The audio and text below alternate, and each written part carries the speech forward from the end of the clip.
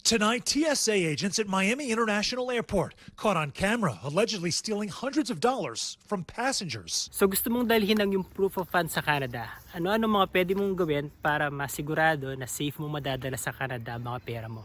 Tara pag-usapan natin. Hello guys! Welcome to my channel again. So it's afternoon now and kagagaling ko lang sa office. And right now, papauwi na ako sa bahay namin.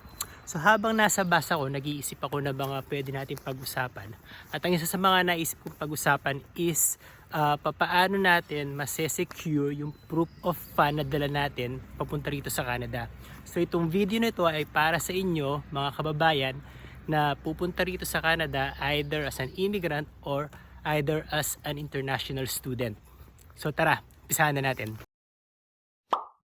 So bago natin ibigay yung listahan, kailangan ninyong malaman na pagpapasok ka dito sa Canada, if you are bringing money to the amount of 10,000 Canadian dollars in Canadian dollars or in any other foreign currency, kailangan nyong i-declare to sa airport ha. So huwag nyo kakalimutan yun. Did you know that fines for not declaring have recently changed?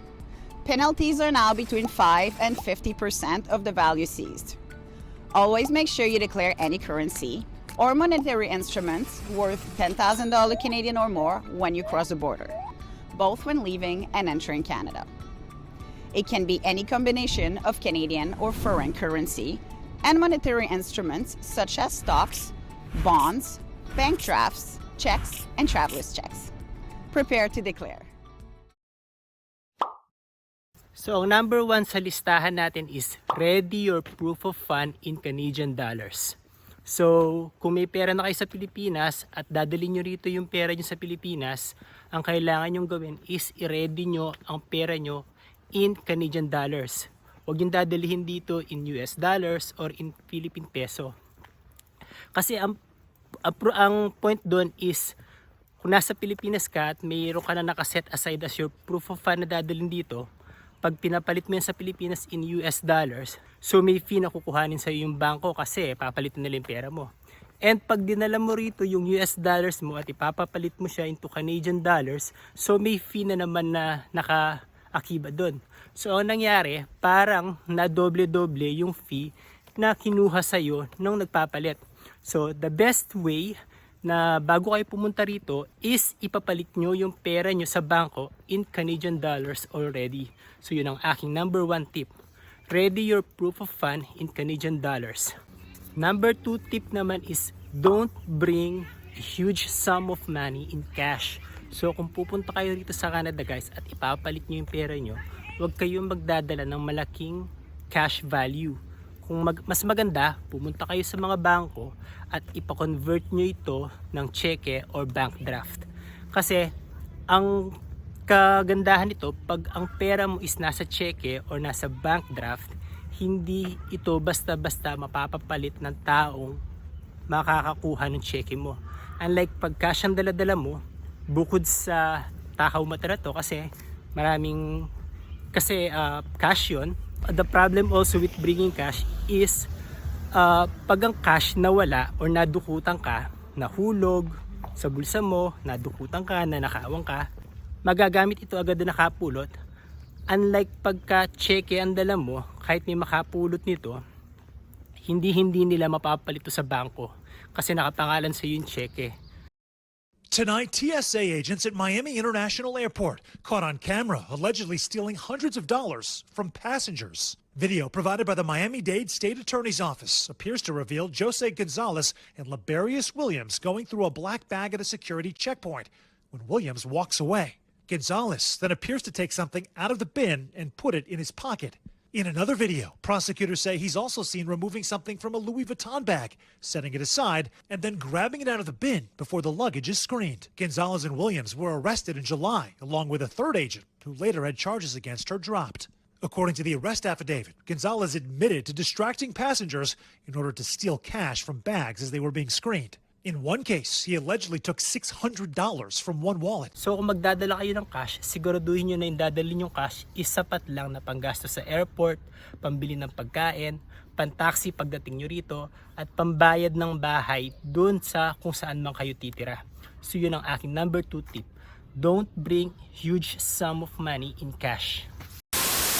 So before we continue guys, a big shoutout lang sa ating mga bagong subscribers. A big shoutout to Lita Salvador 7651, kay Rambutanito 1770, kay Mario Gesel Quijano 1908. Maraming salamat po sa pag-subscribe nyo. Right now, nasa 2,945 na po yung mga subscribers natin. At kung hindi pa kayo subscribers, please don't forget to subscribe at nang sa gayon mapaabot natin sa 3,000 yung mga subscribers natin. Ulit po, maraming salamat po sa inyo. Our number 3 tip, don't exchange your money in the airport. So kung may dala man kayong US dollars or peso sa Canada, tandaan nyo, wag na wag kayo magpapapalit sa airport kasi ubod ng baba ng palitan sa airport kumpara sa labas. Talong-talo kayo. When we looked into all your options for currency exchange, we found that buying currency at the airport is nearly 10% more expensive than any other option. The airport really is the worst place to buy currency. While it's convenient if you haven't organised currency before your trip, their rates are generally substantially worse than anywhere else, and they charge fees for every currency you exchange. Because of this, there really isn't a time we suggest exchanging currency there. So mainam, kung magdadala kayo ng cash dito sa Canada, magdala na agad kayo in Canadian dollars, at kung meron kayong US dollars or peso sa inyong bulsa o sa inyong wallet, ipapalit nyo ito sa labas, sa bangko or sa kahit anong currency exchange establishment sa labas, basta wag lang sa loob ng airport. Kasi sa airport, talong-talo kayo sa baba ng palitan dun. And then last but not the least, pagdating nyo rito at nakapagpahinga na kayo, ang huli nyong gawin is open a bank account. Huwag nyo lang iiwan sa bahay or sa kwarto ninyo yung mga cash ninyo or kung yung cheque ninyo. Ang gawin nyo, pumunta agad kayo sa bangko at i-deposito ito at mag-open kayo ng bank account para at least safe yung proof of fund ninyo. Walang risk na mananakaw to, walang risk na mawawala ito, at walang risk na pag-iinteresan ito ng iba. So yun ang unang-unang gagawin nyo guys pagdating nyo dito sa Canada. The next day or the following days, pagdating nyo, humanap kayo agad ng bangko at i-deposito yung cheque ninyo or bank draft. Kami ang ginawa namin nung pagpunta namin dito is i-deposito agad namin yung pera namin sa Scotiabank. So hindi maselan kasi sa Scotiabank. So try nyo i-deposito sa kanila yung proof of fund nyo pagdating nyo rito. So there you go guys, yun ang aking 4 short tips on how to protect your proof of fund pagdating nyo rito sa Canada. So ano-ano yung mga to? I-recap lang natin. Number 1, ready your proof of fund in Canadian dollars. Number 2, don't bring a huge sum of money in cash. Number 3, don't exchange your money in the airport. And number 4, open a bank account immediately. Tandaan ninyo, mahirap kumilos sa Canada kung wala kang pera. So always protect your money, always protect your fund kasi hindi ka makakagalaw dito nang walang pera. So yun lang guys. I hope nag-enjoy kayo sa maliit na short video na ito. Please, again, don't forget to subscribe to my channel. Nasa 2,945 din mga subscribers natin at konting push na lang aabot tayo sa 3,000.